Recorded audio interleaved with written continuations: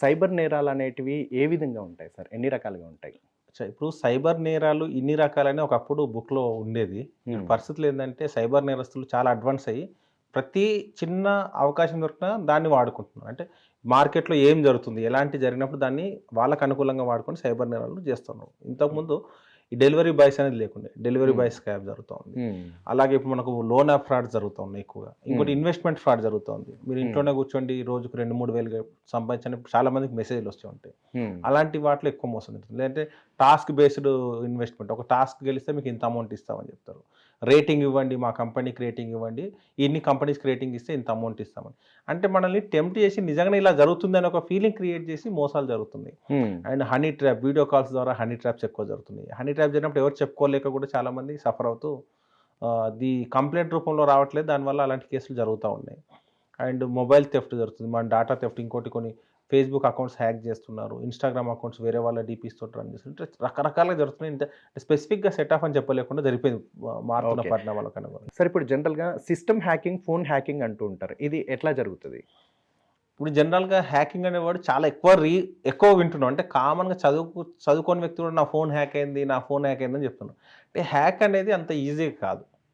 అంటే professional hacker hack చేసినప్పుడు hack అవ్వడం ఈజీ. కానీ ఇప్పుడున్న పరిస్థితుల్లో కామన్ వ్యక్తులు కూడా కొంచెం పరిజ్ఞానం ఉన్న వాళ్ళు కూడా యూట్యూబ్‌లో వాటిలలో చూసేసి కొన్ని యాప్స్ వాడి వేరే వాళ్ళ ఫోన్స్‌ను, సిస్టమ్‌ని హ్యాక్ చేస్తున్నారు. జనరల్‌గా ఏంటంటే హ్యాకింగ్ కంటే కూడా ఎక్కువ ఈ ఎనీడెస్క్, టీమ్ వ్యూవర్ రిమోట్ యాప్స్‌ను ఎదుటి వాళ్ళ యొక్క సిస్టమ్‌లో ఇన్‌స్టాల్ చేసేలాగా ప్రయత్నం చేసి వాళ్ళకి ఏదో రకంగా మాటలు చెప్పేసి దాన్ని ఇన్‌స్టాల్ చేయించేసి వీళ్ళు యాక్సెస్ తీసుకుంటున్నారు. దాని ద్వారా హ్యాక్ అవుతుంది కానీ ఇంకా ప్రొఫెషనల్ హ్యాక్ అవ్వడం అనేది చాలా తక్కువ సందర్భాలు జరుగుతుంది. నైజీరియన్ హ్యాక్ జరిగినప్పుడు తప్ప. అంటే ఏదైనా ప్రొఫెషనల్ జరిగినప్పుడు. సాధారణంగా అయితే ఇలా జరిగేవి చాలా తక్కువ ఉంటాయి. అయితే మనం ఫోన్ హ్యాక్ అయింది అనుకున్నప్పుడు మనకు ఫోన్ హ్యాక్ అయిందని మీకు ఏమైనా డౌట్ ఉంటే ఫస్ట్ మీ ఫోన్‌లో మీకు తెలియకుండానే ఛార్జింగ్ తొందరగా అయిపోవడం. ఓకే. డాటా అయిపోతుంది. లేకపోతే ఫోన్ హీట్ అవుతుంది. అంటే ఇది ఇప్పుడు మన మొబైల్ హ్యాక్ అయిందని తెలుసుకోవడానికి. అప్పుడు ఏందంటే మీకు బ్యాక్‌గ్రౌండ్‌లో ఏదో ఒక యాప్ రన్ అవుతుందని అర్థం. ఓకే. బ్యాక్‌గ్రౌండ్‌లో ఒక యాప్ రన్ అవుతుంది అప్పుడే కదా నీకు డాటా అయిపోతుంది, ఛార్జింగ్ అయిపోతుంది. అట్లా డౌట్ వచ్చినప్పుడు జనరల్‌గా ఈ రిమోట్ యాప్స్ వాళ్ళు పంపించేవాళ్ళు, సైబర్ అఫెండర్స్ పంపించినప్పుడు మనకు అది కనపడకుండా బ్యాక్ ఎండ్‌లో పెడతారు. అంటే మనకు డిస్‌ప్లేలో యాప్స్ ఉంటాయి. ఆ యాప్స్‌లో ఇది కనపడదు. బ్యాక్ ఎండ్‌లో ఉంటే దాన్ని ఏంటంటే మనం యాప్ మేనేజర్ సెట్టింగ్స్‌లోకి వెళ్ళి యాప్ మేనేజర్‌లోకి వెళ్తే అలా ఏమేమి యాప్స్ మన ఫోన్‌లో ఇన్‌స్టాల్ అయినా అన్నీ కనపడుతుంటాయి.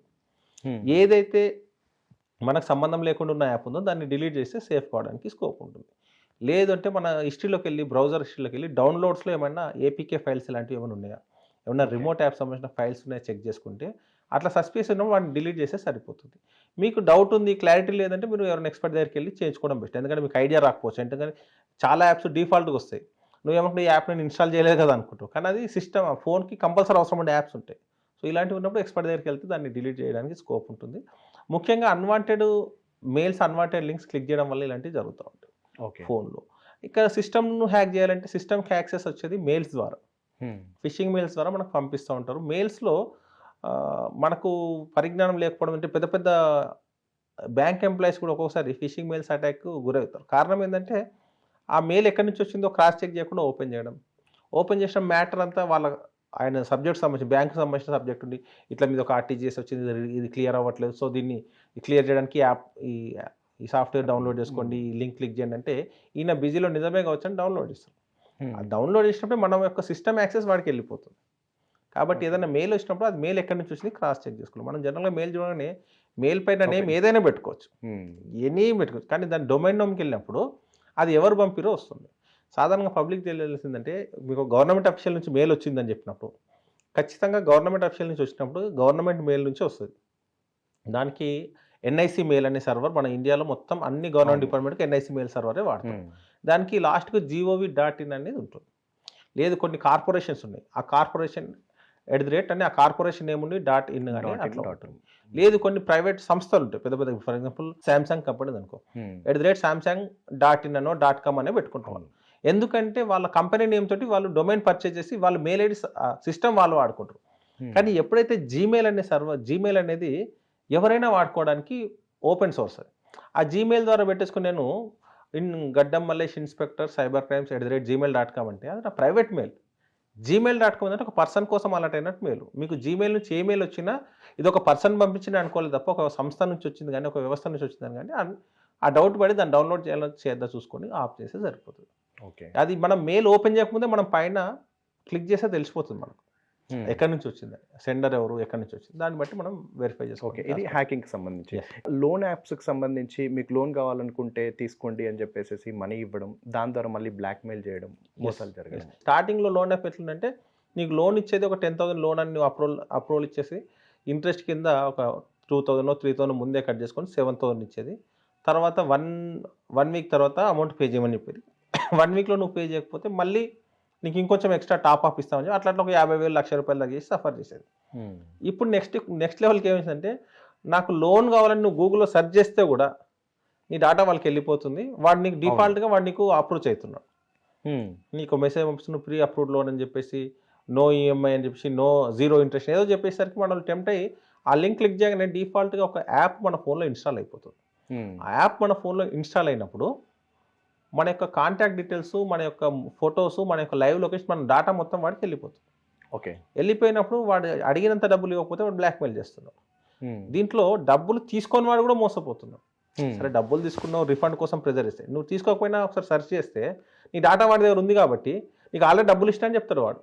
ఓకే. అంటే ఇప్పుడు మీరు అంటున్నారు గూగుల్లో సెర్చ్ చేసినా కూడా మన డీటెయిల్స్ వాళ్ళకి వెళ్తున్నాయి అని అంటున్నారు. ఇప్పుడు చాలా మంది దీని మీద కూడా డౌట్ ఉంది. ఇప్పుడు మనము ఫర్ ఎగ్జాంపుల్ మనము ఒక షాప్ గురించో లేకపోతే ఒక ప్రోడక్ట్ గురించి గూగుల్లో కొట్టినా అనుకోండి, నీకు ఇమీడియట్లీగా ఆ ప్రోడక్ట్ సంబంధించి గూగుల్ దగ్గర కొన్ని కంపెనీస్ రిజిస్టర్ చేసుకుంటాయి కదా, ఆ కంపెనీస్కి అందరు గూగుల్ వాడు మెసేజ్ ఇస్తాడు, పలానా పర్సన్ లోన్ కోసం వెతుకుతున్నాడు కాబట్టి మీరు అప్రోచ్ కండి అని బ్యాంక్స్కి ఇస్తాడు, ప్రైవేట్ సంస్థలకి అన్నిటికి ఇస్తాడు. వాళ్ళు ఏం చేస్తారు, నీకు డైరెక్ట్ అప్రోచ్ అవుతారు. నీ నెంబర్ వాడి దగ్గర ఉండదు. ఏంటంటే లైక్ జస్ట్ డయల్ నుంచి ఫేస్ చేస్తాను. నువ్వు జస్ట్ డయల్ కొడితే, నువ్వు జస్ట్ డయల్లో ఫర్ ఎగ్జాంపుల్ ఒక ఎక్స్ అనే షాప్ కోసం కొడితే YZ ABC వాడు కూడా నీకు కాల్ చేస్తాడు. రీజన్ ఏంటంటే జస్ట్ డయల్ వాడు వీళ్ళందరికీ మెసేజ్ షేర్ చేస్తాడు, డేటా షేర్ చేస్తాడు. పలానా వ్యక్తి పలానా ప్రోడక్ట్ కోసం వెతుకుతున్నాడు, మీరు అప్రోచ్ కండి.